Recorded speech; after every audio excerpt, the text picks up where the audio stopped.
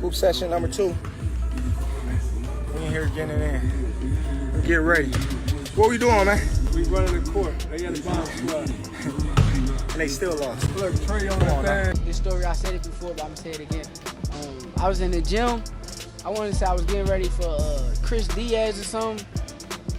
And he was sparring like a heavyweight fighter. I'm looking, I'm type nervous for him. I'm like, why is he in the ring with this big old dude? And man, I swear he done caught this dude on the shin. Boom! Dude, wobbling all around the ring. Crawford has just released his training footage for Canelo, and it's already evident that he's not approaching this as just another bout. His trainer, Bomac, has made that crystal clear. In fact, Bomac has disclosed that he's already introduced a secret weapon into the camp, a fighter who not only mirrors Canelo's build, but also brings genuine danger to the ring.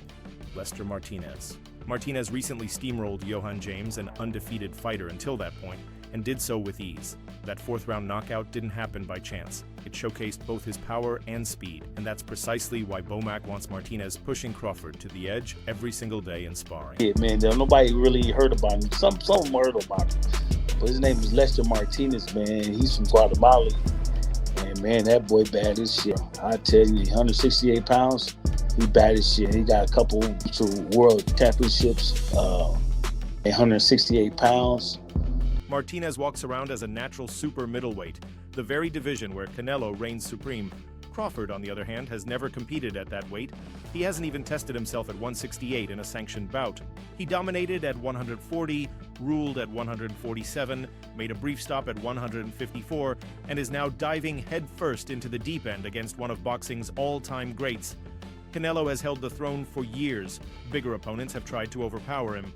He's faced more raw power than Crawford has ever encountered, but neither Crawford nor Bomac is concerned about Canelo's size. That believes in hardcore boxing fans, they know Crawford can beat Canelo just like they knew Bud was going to beat Spence. This is real simple. It's real simple. You just got to know boxing in order for you to be able to say that. Hey, Terence gonna get in there and do what he needs to do, perform. Bomac was straightforward when questioned about the size difference. He didn't deny it exists, but he refused to treat it as the deciding factor. "No, I'm not worried about size," he said. Terence has an incredible eye for boxing, and a brilliant boxing IQ. The only person who can beat Terence is Terence himself. That kind of confidence has always been a hallmark of Crawford's camp. But facing someone naturally bigger like Alvarez, that belief will face its toughest test yet. Bomac admitted that concern is a normal part of fight preparation, but it doesn't define them. He's made it clear that he believes in who Crawford is and what drives him. He understands this fight is about legacy and, more importantly, proving the doubters wrong and defying history by achieving what no one else ever has. Terence Crawford, that the size and the strength of Canelo Alvarez will carry the day, ultimately wearing the perceivably smaller Terence Crawford down. What do you say about that? I tell you like this, the man must have seen something when he called Canelo out, because you got to remember, Bud called Canelo out. So he must see something in order for him to get that win, and he know he can win. So like I said before, it's our job to get him to that point. Crawford is chasing something no one else has accomplished in this era, becoming undisputed in 3 weight divisions. He's already achieved it at 140.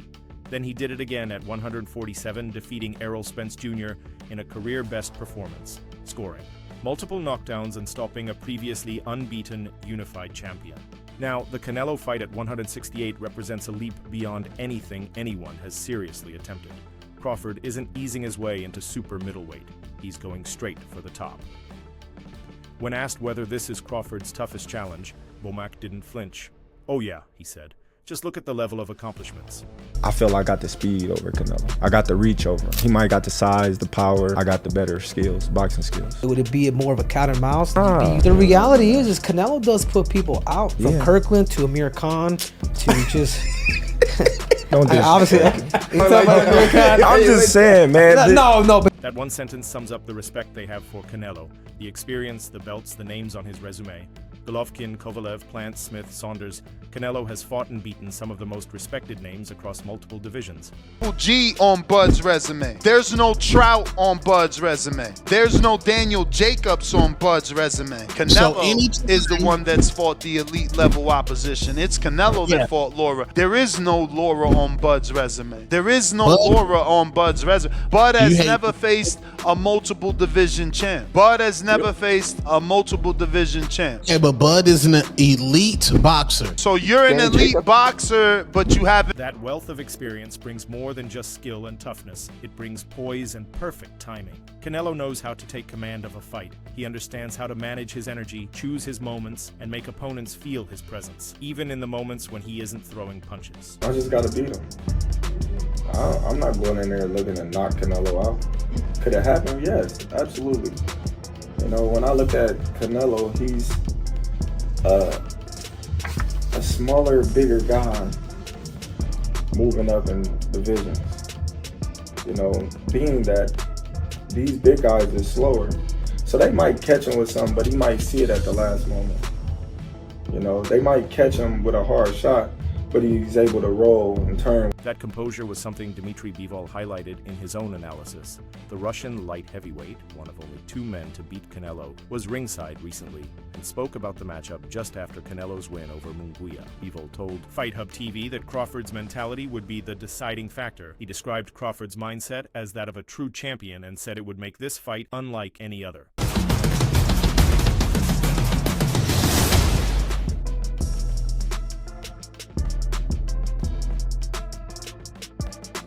Here for Fight TV with Terence Crawford. What do you make of Canelo versus Skull? Canelo did what he had to do to get the victory. What do you want next? It seems like that's going to be the fight. Terence Crawford versus Canelo Alvarez, the biggest fight in boxing. Well, Canelo's the face of boxing. He's the best fighter for Terence Crawford out there.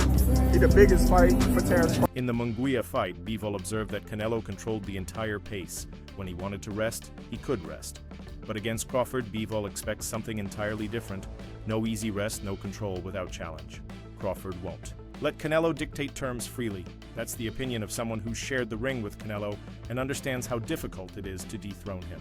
Crawford will not let Canelo just walking on the ring when he wants, because we could see this fight. Canelo did everything. When he wanna rest, he could rest easy, in this fight. Yeah, of course, when he wants to work, that guy didn't give him work. Just rest. And I think with Crawford, it will be harder to rest. Who do you think? Still, Crawford isn't Bivol. He's not a natural 175-pounder. He's a natural 135 who has added muscle through discipline, training, and years of calculated growth. Jumping to 168 means he'll face someone who can absorb shots that would drop welterweights. Crawford's timing, footwork, and adaptability all need to rise with the move. He must carry enough power to command respect without losing the speed and precision that define him. That balance is the focus of this camp, and it's exactly what Lester Martinez is helping replicate. No problem. I mean, I respect that, but I just think they're stupid. I mean, excuse my language. The size difference of a bigger man changes everything with one punch. And I can see the same thing. I mean, you saw Canelo Alvarez fighting Amir Khan. Now, look at this. Terence Crawford moved from 47 to 54 to fight Madrimov. What did he do to Madrimov? Nothing. The fight will be promoted by Dana White under the new TKO banner, a joint venture between White and Saudi boxing official Turki Al-Sheikh. It marks White's first official entry into boxing promotion under TKO, and he's launching it in spectacular fashion. The event will take place at Allegiant Stadium in Las Vegas on September 12th as part of the Riyadh season campaign. Turki Al-Sheikh has called it the fight of the century and hinted at major TV platform announcements coming soon. This is being positioned as far more than a title fight. It's a crossover moment for the sport. An event designed to unite audiences, showcasing 2 fighters who represent both elite skill and global recognition. Secret, if he allowed me, ask him which the first event fight he will have in September. Ask him if you want to answer. So is Turki Al-Sheikh and Dana White clearly stating that the first main event / card we're going to see of TKO boxing is Canelo Alvarez versus Terence Crawford. Is this all a part of Turki Al-Sheikh's blueprint for Canelo Alvarez to fight for undisputed in May? So there are even rumors among fans that this fight could be streamed live on Netflix. Al-Sheikh made the matchup possible after consistent public demand and likely high-level negotiations behind the scenes. Canelo had previously dismissed the idea of facing Crawford, calling it a lose-lose scenario because of the size difference. Beating a smaller man could draw criticism. Losing would hurt his legacy. But that changed once Al-Sheikh got involved. Canelo explained, "Everybody is asking for the fight. My Nino Turki Al-Sheikh wants it, so that's why we are here." Fighters who will fight you in the future, obviously not Crawford, but with that kind of mindset, they just want to last the distance. that's a mediocre mind. That's a mediocre mind because they come just to survive, to go to the 12 round. For Crawford, the motivation isn't money or promotion. He made that clear after Canelo's win over Munguia. "I'm feeling blessed," he said. "Everything happens for a reason, and there's a reason why I am here. In September, I'm going to show the world what greatness looks like." That's not just a slogan for him, it's a personal truth. He's always been that way, self-assured, focused, and quiet unless something truly needs to be said. When asked why he believes he can beat Canelo, he gave the same response he's always given. "Because I am the best. That's why everyone is going to come and watch on September 12th. Canelo answered with his own sign of respect. No, that's 2 more weight classes. Like, once he gets touched by Canelo, it's going to be different. I am concerned about him absorbing a Canelo punch, especially through the course of 12 rounds.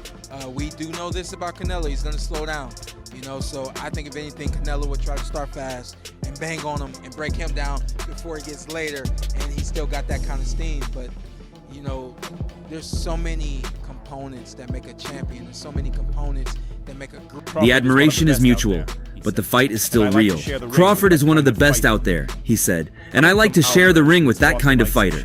For someone like Alvarez, who has fought everyone from Shane Mosley to Floyd Mayweather to Gennady Golovkin, that says a lot. McIntyre also admitted that this could be Crawford's final fight. At nearly 38, with titles in multiple divisions, nothing left to prove, and the opportunity to retire on top, this may be the last time we see him in the ring. Yeah, it probably could, Bomac said. There was no hesitation. I could see him doing it, you know. Is it a challenge for him? Yeah, of course. It's a challenge for the whole team? Yeah, of course. And that's something that we in the business for, being great. I mean, we all can retire from that after that. You know what I'm saying? We can retire after that, and we just sit back and do what you're doing. This moment stands as the recognition of something years in the making. A win would elevate Crawford to the absolute peak of modern boxing history, undisputed at 135, 140, 147, and now potentially 168. No one else has done that, not in this era. Not since the WBO joined the WBC, WBA, and IBF as part of boxing's unified championship framework. Only Usyk and Inoue have come close, and neither has attempted what Crawford is now on the verge of doing. While Alvarez cruised to a unanimous decision win over Munguia, the real story was the lack of intensity in a fight many felt should have delivered more. Is Canelo waiting you out, avoiding you? How would you describe the fact that you haven't fought him yet? To be honest with you, I don't know what that man is doing. You know, I feel like every time I say something, people try to say that, oh, I'm looking for a payday, I'm doing for this and that, but I've been the mandatory fighter for the past 2 years. You know, I won a title eliminator first, and I won WBC interim, and that guarantees you a spot. So the fact that this fight hasn't happened is really crazy to me, but like I said,